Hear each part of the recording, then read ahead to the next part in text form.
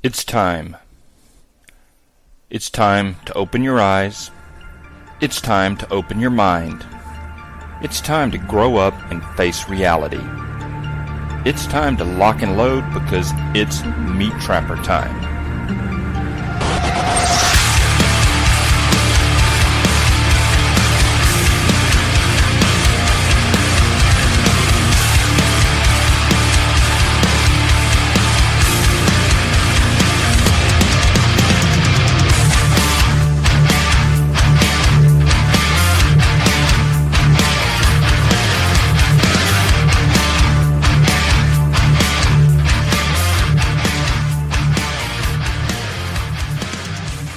Hello everyone and welcome to episode number 238 of MeatTrapper Radio. We are definitely in a cold spell, at least where I am. The weather is cold and it is forecast to get even colder. So be sure and bundle up and stay warm. I am just a few housekeeping notes. There will probably not be a MeatTrapper episode next week as I will be in Arkansas. I'm doing my annual Arkansas trapping trip, and it looks like I may be limited to the yotes and the hogs this time. The temperatures are going to be so cold that the area that I'm in, the water may actually freeze over, which makes it kind of hard to snare beaver unless you're doing the under ice thing, which the ice won't be that thick. So it'll be interesting to see how that plays out, but that's where I'll be next weekend. And it's the low, I believe next Friday, the low is forecast to be 4 degrees. Now, for you guys up north, that's no big deal, but I can promise you, for an Alabama boy, that is cold. So anyway, I'd also like to thank Mr. Brian McKee of southernsnares.com, the sponsor of this broadcast, and he is doing well. He is at home. He recently was busted by his wife, who caught him in the machine shop milling wolf fang driver heads, and he's not supposed to be working, so she turned the power. It turned the power off on him. It cut the electricity, and then sort of squabbled at him and chased him away. So he's trying to get back in the swing of things, and so thank each and every one of you for all of your thoughts and prayers. And your patience if you have outstanding orders. They are working through the backlog, and they are getting the orders out as quickly as they can. So that's all great news right there. Very, very good stuff. Now, for those of you that are Patreon members, I did a hardcore bonus episode. I believe it went out this past Wednesday. And it was on the feds and how the feds hunt you. That is, if you are a conservative. And you know, the funny thing is a lot of people sort of give me a hard time, you know, with all of my crazy talk and my scenarios and all of that. But what was interesting was a little less than 24 hours after I recorded and released that episode, Tucker Carlson on Fox News did a segment, and this is about the Bank of America, who did exactly what I had described in my hardcore Patreon episode. Let's take a listen to what Tucker had to say about what the Bank of America did to its customers. The remarkable thing about this public conversation we're having, no one is doing that. Have you noticed? None of these newly energized and highly empowered extremist hunters have told us exactly what an extremist is. So we're left to guess. We're left to look around nervously to see if we can spot one, hoping against hope the whole time they're not talking about us, are they? And if they are, what exactly are they doing? How are they hunting these extremists they keep telling us about but will not describe? We now know part of the answer to that question. This show has obtained exclusively evidence that Bank of America, the second largest bank in the country with more than 60 million customers, is actively but secretly engaged in the hunt for extremists. in cooperation with the government. Bank of America is, without the knowledge or the consent of its customers, sharing private information with federal law enforcement agencies. Bank of America effectively is acting as an intelligence agency, but they're not telling you about it. In the days after the January 6th riot at the Capitol, Bank of America went through its own customers' financial and transaction records, a lot of them. Now, these were the private records of Americans who had committed no crime, people who, as far as we know, had absolutely nothing to do with what happened at the Capitol on January 6th. But at the request of federal investigators, Bank of America searched its databases looking for people who fit a specific profile. Here's what that profile was, and we are quoting. Customers confirmed as transacting, either through bank account, debit card, or credit card, purchases in Washington, D.C. between January 5th and January 6th. Number 2, purchases made for hotels, Airbnb, RSVPs in Washington, Virginia, or Maryland after January 6th. Number 3, any purchase of weapons or at a weapons-related merchant between January 7th and their upcoming suspected stay in the D.C. area around Inauguration Day. And 4, airline-related purchases since January 6th. End quote. So what do you notice about that profile? Well, the first thing you notice is that it's remarkably broad. Any purchases of anything in the city of Washington, D.C., any overnight stay anywhere in the 3-state area that spans hundreds of miles, any purchase, not simply of legal firearms, but instead anything bought from a, quote, weapons-related merchant, T-shirts included, and then any airline-related purchases, not just flights to Washington, flights to anywhere, to Omaha, to Thailand. That is a very, very wide net, an absurdly wide net. Bank of America identified a total of 211 customers who met these, quote, thresholds of interest. And it was at that point, the show has learned, Bank of America turned over the results of its internal scan to federal authorities, apparently without notifying the customers who were being spied upon.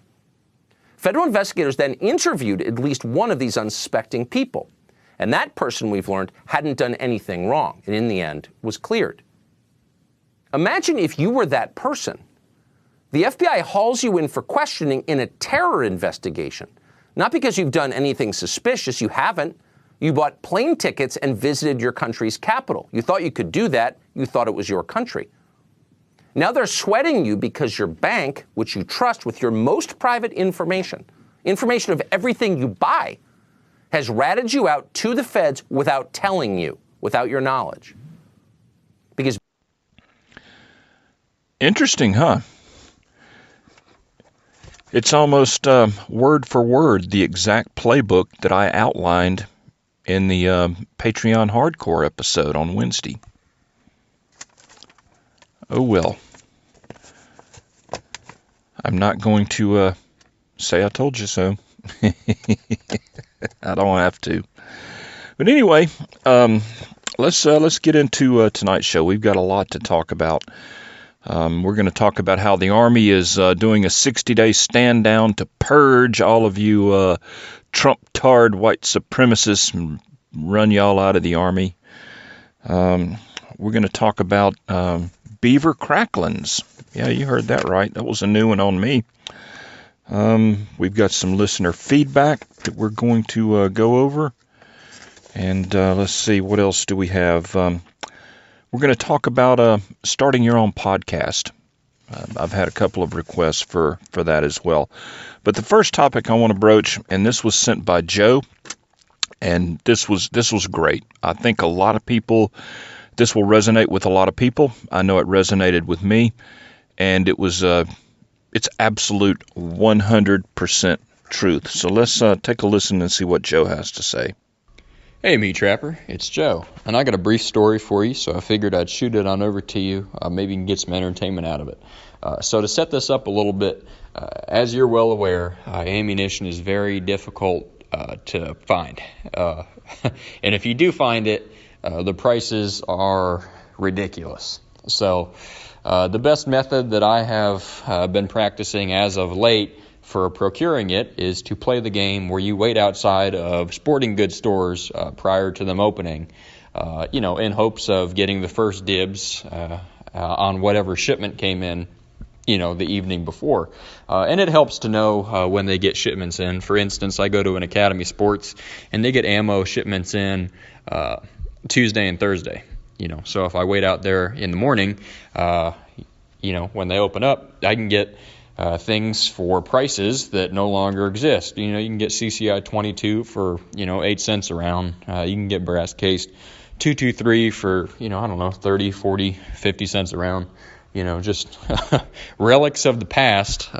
Those prices don't exist anymore unless you do this. So that's what I've been doing lately, and it's been working great. And I'm not doing this for resale. However, there are a lot, and I do mean a lot, of guys that are doing this for resale. They're just doing this as a way to make a lot of money, in a short amount of time. And it's funny, I was talking to the guy behind the Cabela's counter, and he said, we're supporting 12 different dudes' businesses, with ammunition sales.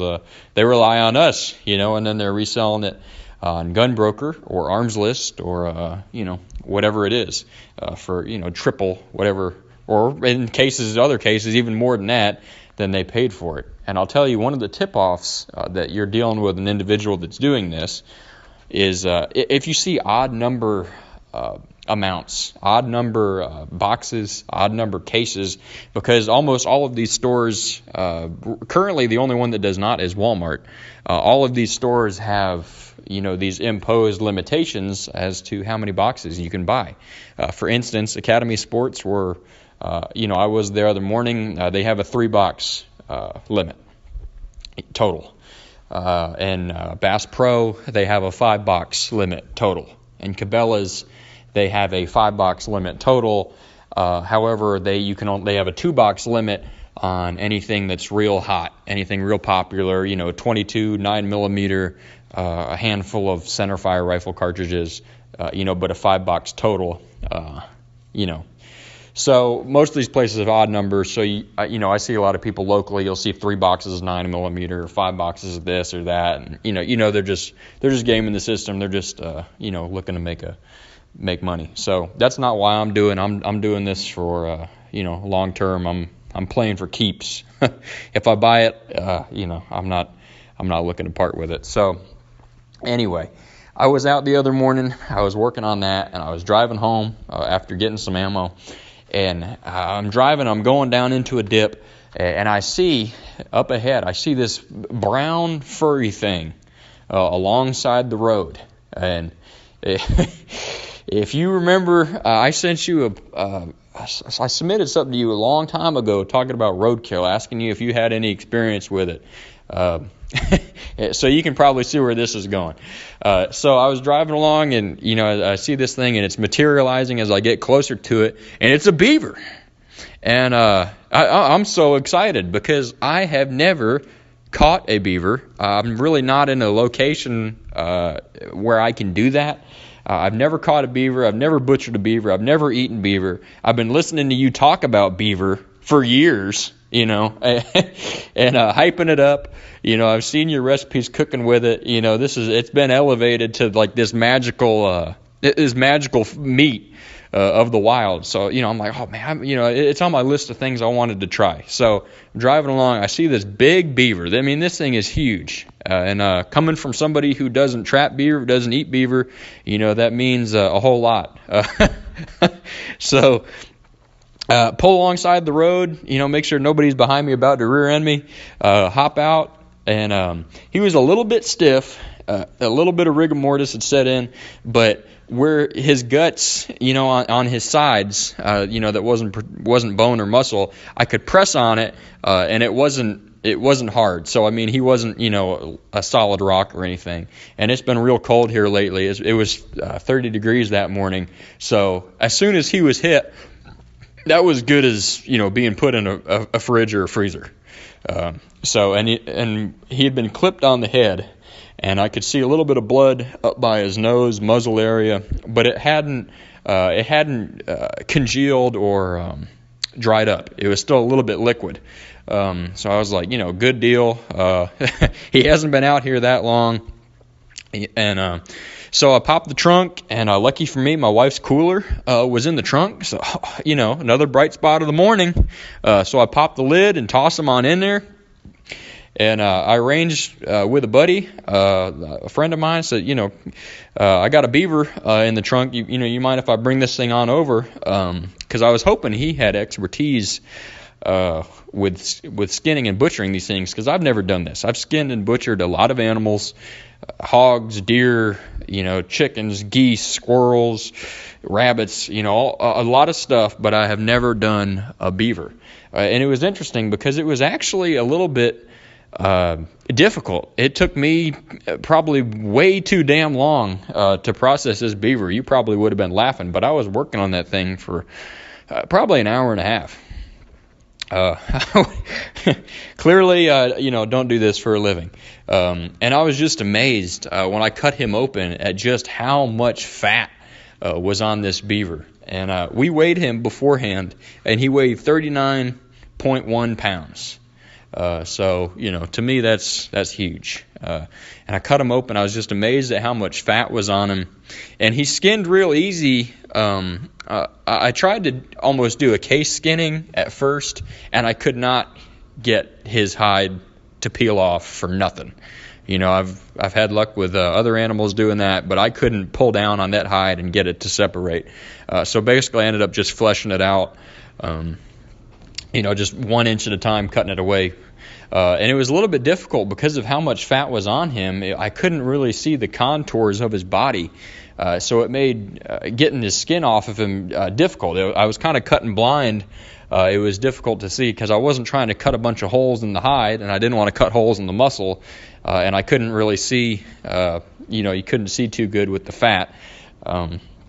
But ended up getting them all dressed out. And another thing I was amazed at was just the size of the liver on him. When I cutting him open, the liver is the size of my hand, and in comparison to the size of the animal, it's pretty remarkable. And then also when I cut him open, cut his intestines open, there was even more fat. He had all this exterior fat, and then you cut him open, and then there's fat, all around his organs. So it was just really interesting. I hadn't seen anything like that except with hogs. So, it was a really cool learning experience. The meat was completely fine. It didn't smell. It wasn't damaged. His head had been clipped. It broke his vertebrae. I could feel that. And he had broken his rear leg. I guess, he probably got clipped in the head, spun around, broke his leg. And that was the only damage to him. Nothing internal was ruptured. None of his internal organs none of that was ruptured. None of it got on the meat. So I chalked that up as a win. I split the meat with my buddy, and I'll tell you what, I took the back thigh hindquarters, I took the front hindquarters, and we kind of split the back straps. And I've been eating I'm going to have lunch for 4 days now. Tomorrow will be the 4th day of me having steamboat beaver made out of its 2 thighs, cubed them up, did them in the cast iron skillet, threw them in the Instapot, steamed them up. 4 days off 2 thighs of a beaver that I found along the road, that I didn't have to get wet for, that I didn't have to set a trap for. I didn't get stuck in the mud. It took no time. I was just driving along. So if you ask me, that's pretty good economics. But it was my first time doing anything with a beaver, and it was delicious. And that beaver has now 5 people associated me have eaten that beaver. One of them, to everyone's surprise, was even my wife. So it's delicious. It's a lot like beef, and if I hadn't been listening to you, I probably wouldn't have stopped. Which depending on who you ask, that would have been just fine. Especially my wife, after she couldn't believe me when I told her that I had a beaver in the cooler in the trunk, and I was real excited about it. And she said, "Hold it, she said, "It's in the trunk right now. I got to see this." And I think she thought I was bluffing. but I'll send you some pictures. No, sir. So anyway, Tim, that was my experience with a beaver. It turned out great. And if I ever see one along the road again, or I get the ability to shoot or trap one, I will definitely indulge again. So anyway, Tim, thanks for all you do, man. That's great stuff, man. That's great stuff. You're absolutely dead on. And a couple of things that I wanted to address here. You were talking about the ammo lines and waiting outside the stores for ammo. One thing I can promise you is that the vast majority of the ammunition that gets shipped to these stores, such as Bass Pro and Academy and all of that, it never makes it out to the counter. Okay, I would say 75% never makes it to the counter, because what's happening is the employees are there, and when the truck comes in, the first thing the employees do is they put it back. They hold it back and buy it themselves. So it never actually makes it to the counter.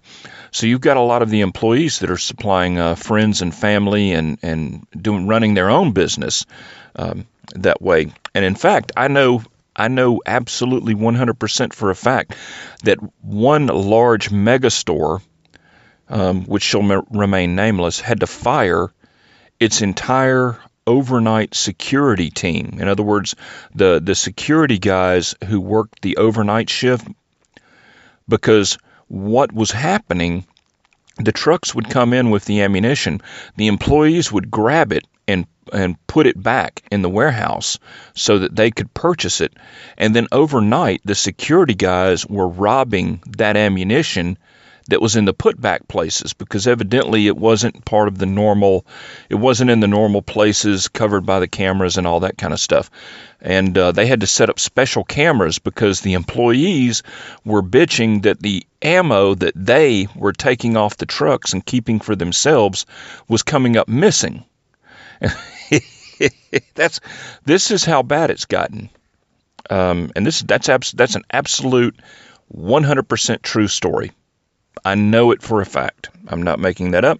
That's not internet legend, or it's not even a post from Q. So, yeah, that's, so anyway, but yeah, talking about the skinning of the beavers, I just had to laugh at that. I had to chuckle with that, because I think everybody that gets into beaver trapping goes through that. And it's like I often say, beaver trapping isn't hard. It's just hard work. There is nothing easy about the beaver. Nothing. From getting out to, to where you set the traps, to getting back in, to dragging the animals out, to skinning them, to fleshing them, absolutely no part of it is easy. There's none of this, we're going to hang it up and make a few cuts here and a few cuts there and put my skinning machine on and hit the electric button and pull the hide off, and no.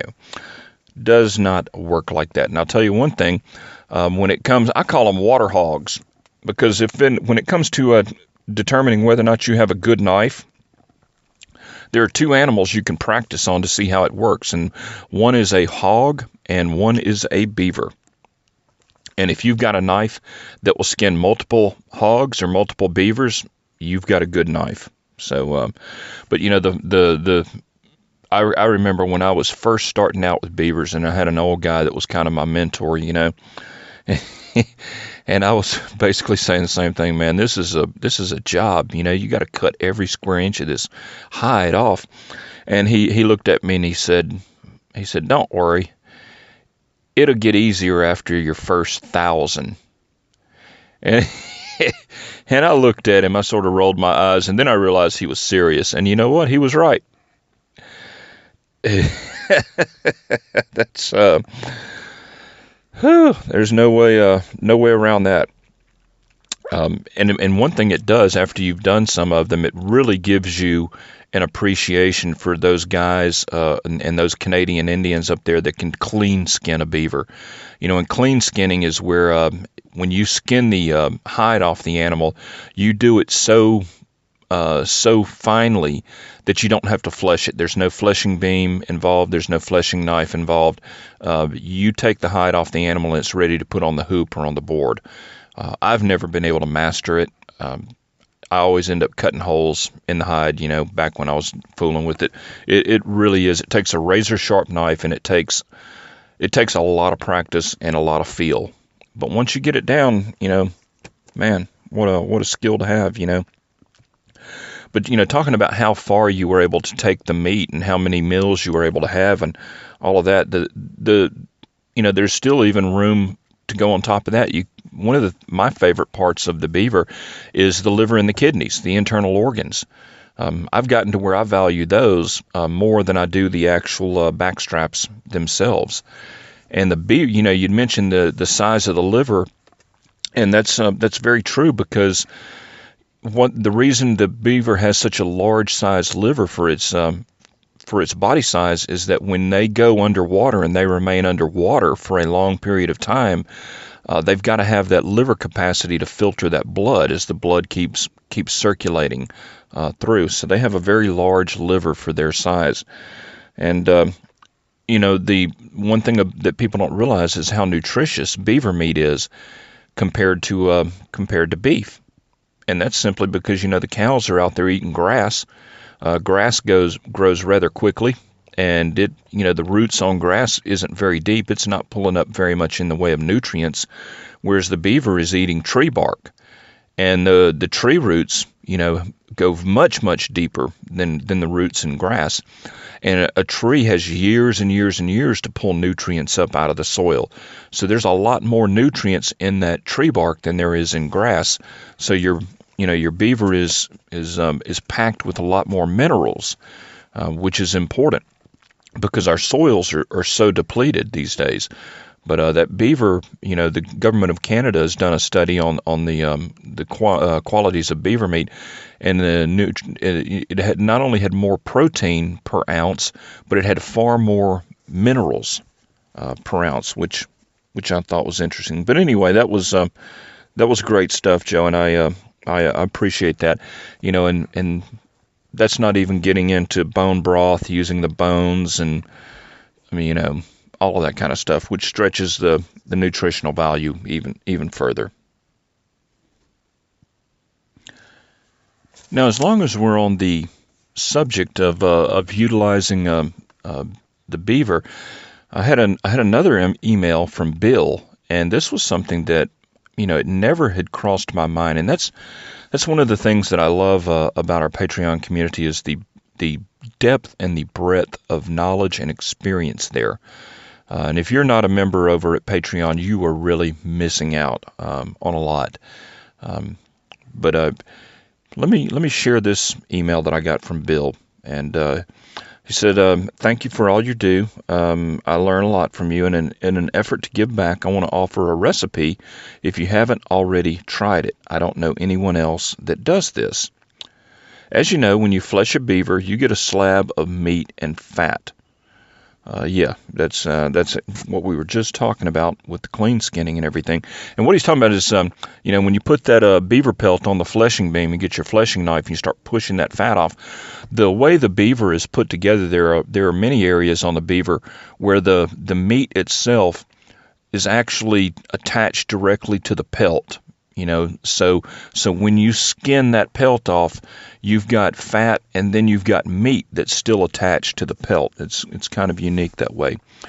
But he says, I render the fat for cooking and baking and am left with what is basically beaver jerky.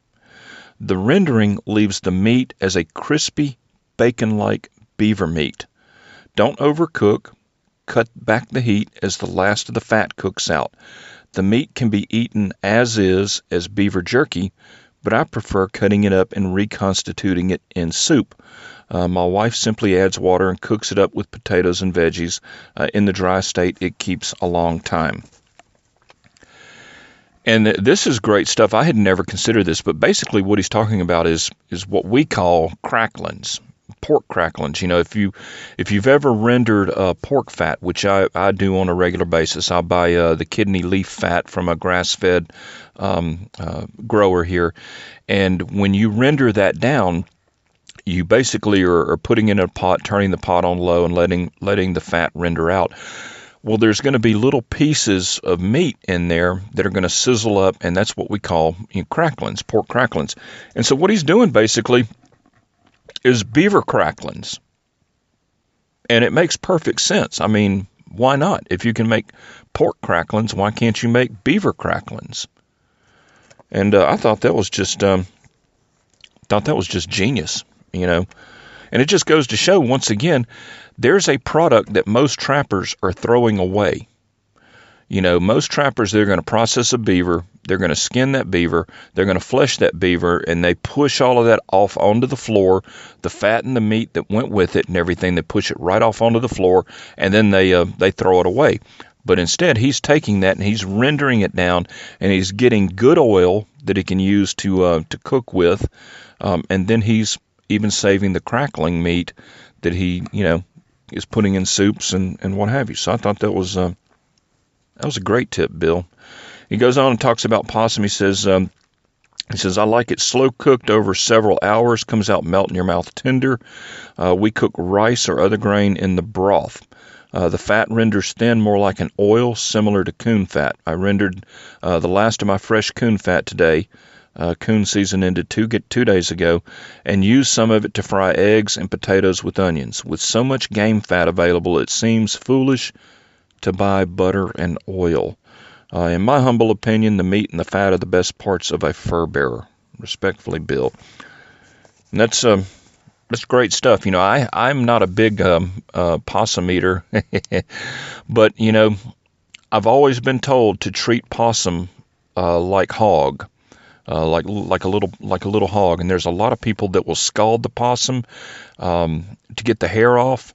They'll gut it, and then they will cook it with the skin on, and get the oil from that skin. So that's something I need to try. Perhaps in some of our 220 sets over in Arkansas, we'll have some possum catches. We'll see. But that was great stuff, man. All right, now we're going to transition into the second half of tonight's show. We've got a lot to talk about on the backside. We're going to talk about starting your own podcast, what all is involved in that. We're going to talk about the purge of the military that is going on, and we're going to talk about the possibility of re-education camps for Americans. And before you roll your eyes and all of that, you might want to take a listen to some of this that's going on. So if you're a Patreon member, stay tuned for the second half of the show. And if you're not, I would like to encourage you to become one. You can go to patreon.com/MeatTrapper, get all signed up. We've got a great tribe over there. There's a lot of bonus episodes. You have access to all of the back episodes, and just a lot of material over there. The entire resistance trapping video series is over there, books and all that kind of stuff. But anyway, that's enough about that. So thanks for listening, and if you're a member, hang on, we'll be right back.